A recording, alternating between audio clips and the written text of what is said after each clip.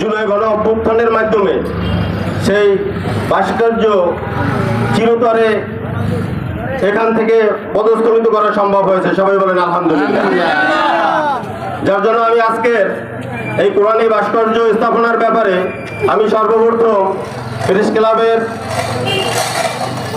যারা সম্পৃক্ত press club এবং অফিসার্স ক্লাবের সকলকে ধন্যবাদ জানাই যে আসলে এই প্রেস ক্লাবের সামনে, থানার সামনে এই 92% মুসলমানের দেশে যেখানে মূর্তির পরিবর্তে একটা কোরআনী ভাস্কর্য হয়েছে, এই জন্য আমরা রাজাপুরের সর্বস্তরের মুসলমানদের পক্ষ থেকে অফিসার্স ক্লাব এবং প্রেস ক্লাবের সকলকে ধন্যবাদ এবং আন্তরিক মোবারকবাদ জ্ঞাপন করছি।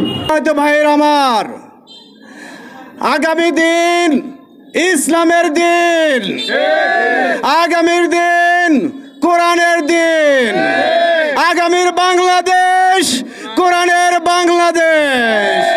তারই ধারাবাহিকতায় আজকে রাজাপুর কোরআনের ভাস্কর্য স্থাপন করা হলো। আগামীর দিন সকল ইসলামিক দল একত্র হয়ে ইসলাম এর পক্ষে নির্বাচন করবে। আগামী নির্বাচন হবে ইসলামের পক্ষের নির্বাচন এবং ইসলামের বিপক্ষে নির্বাচন। আপনারা দেখছেন এখানে কোরআনের চত্বর হচ্ছে, কোরআনের ভাস্কর্য। রাজাপুর উপজেলা সাধারণ জনগণ, ইসলাম প্রেমী, তারা এখানে একটা কোরআনের চত্বর করতেছে। খুব ভালোই লাগতেছে যে রাজাপুরে এমন একটা এই মিডল পয়েন্টে একটা কোরআনের চত্বর হবে। এটা আমাদের ইসলাম প্রেমী, আমরা যারা ইসলাম প্রেমী আছি, আমাদের জন্য এটা অনেক একটা সৌভাগ্য যে বাংলাদেশের বিভিন্ন স্থানে বিভিন্ন রকমের মূর্তি দিয়ে, একটা ভাস্কর্যের নামে মূর্তি দিয়ে বিভিন্ন রকমের ভাস্কর্য করে রাখছে।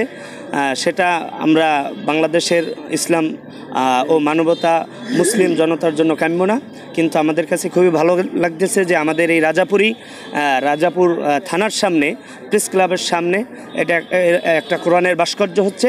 আমরা ধন্য, আমরা সাধারণ জনতা এবং ইসলাম প্রেমী যারা আছে সকলকে ধন্যবাদ জানাই, যারা এই উদ্যোগ গ্রহণ করেছে এবং এই ভাস্কর্যের ব্যবস্থা করেছে কোরআনের। সকলকে আমাদের ব্যক্তিগত আমাদের পক্ষ থেকে আমরা ধন্যবাদ জানাই। গত বছরের 5 তারিখে যখন আমাদের আন্দোলনে যখন ফ্যাসিস্ট বিদায় নেয়, সেদিনই আসলে এটা সাধারণ তৌহিদি জনতার উদ্যোগে এটা ভাঙা হয়। এখানে এটা আসলে কি যেন ভাস্কর্য ছিল আর কি, কিছু মূর্তি ছিল, তো এগুলো আসলে তৌহিদি জনতা তারা ভেঙে ফেলে। স্যার আমলে যখন এখানে মূর্তি ছিল সেটা তৌহিদি জনতা 5 তারিখে ভেঙে ফেলে এবং তারপরে যে অবশিষ্টাংশ ছিল সেগুলো আসলে আমরা পরিষ্কার করি সাধারণ তৌহিদি জনতাই, এবং আমরা এখানে একটা কোরআন চত্বর নির্মাণের জন্য উদ্যোগ নিই। এখন সেই কাজটাই চলতেছে আর কি। জি, এটা আসলে রাজাপুরের সাধারণ তৌহিদি জনতা মিলেই সবাই সর্বস্তরের জনগণ করতেছে। আসলে আমরা জানি যে 5ই আগস্টের গণ অভ্যুত্থানের পরে এখানে মূলত আগে একটা ভাস্কর্য ছিল, তো এটা গণ অভ্যুত্থানের পরে বিক্ষুব্ধ জনতা, ছাত্র জনতা এটা ভেঙে ফেলে।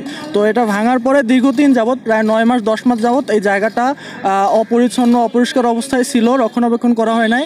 এবং রাজাপুরের কেন্দ্রে বলা যায় এটা একটা কেন্দ্রের একটা জায়গা, তো এই জায়গাটা এইভাবে অপরিষ্কার ছিল, এটা প্রচুর একটা দৃষ্টিগত। তো পরবর্তীতে রাজাপুরের সর্বস্তরের জনগণ এখানে এই জায়গাটা পরিষ্কার করে এখানে একটা ভাস্কর্য করার উদ্যোগ নেয়। তো সেই পরবর্তীতে কোরআনের ভাস্কর্য হিসাবে এটা বেছে নেওয়া হয়।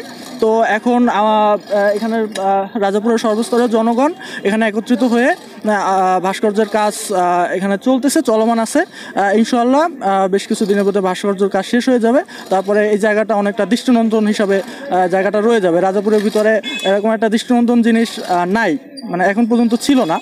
টোটাল ঝালকাঠি জেলায় আসলে এ ধরনের কোনো দৃষ্টিনন্দন জিনিস নাই, তো এটা রাজাপুরে হচ্ছে, যেটা আমাদের জন্য আসলে একটা সৌভাগ্যের জিনিস।